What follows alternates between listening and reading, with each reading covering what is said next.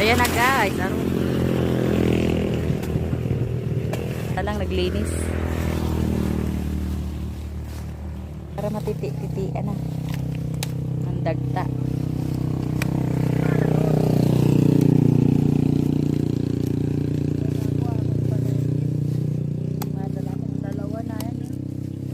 Ibinta mo. Alin? Papaya? Oo. Ang bibili mo. Nanakaw lang naman. Yung papaya ko nga din.